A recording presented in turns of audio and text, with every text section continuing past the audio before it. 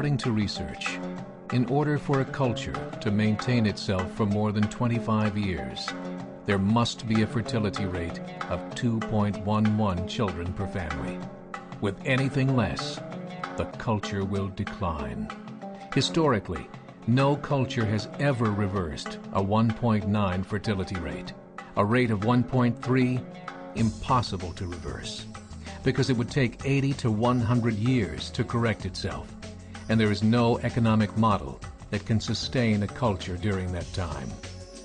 In other words, if two sets of parents each have one child, there are half as many children as parents.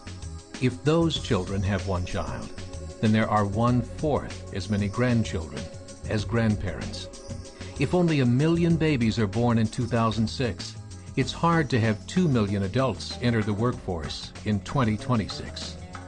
As the population shrinks, so does the culture.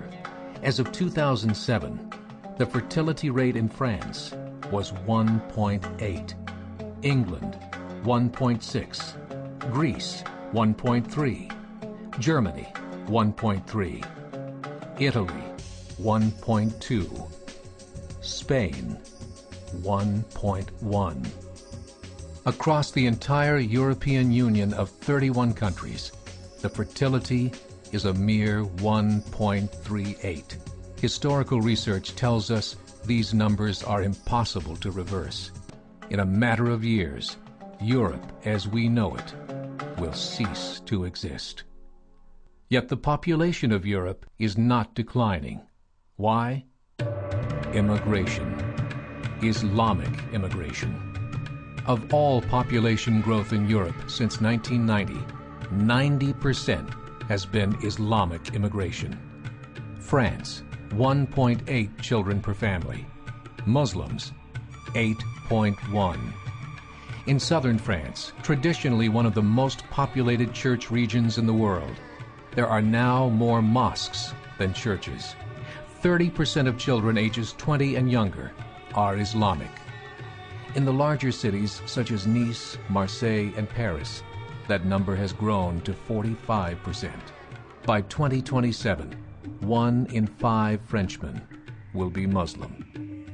In just 39 years, France will be an Islamic republic.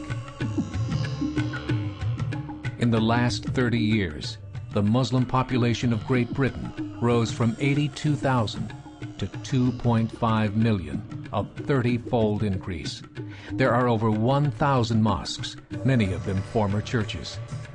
In the Netherlands, 50% of all newborns are Muslim, and in only 15 years, half of the population of the Netherlands will be Muslim. In Russia, there are over 23 million Muslims. That's 1 out of 5 Russians. 40% of the entire Russian army will be Islamic in just a few short years. Currently in Belgium, 25% of the population and 50% of all newborns are Muslim.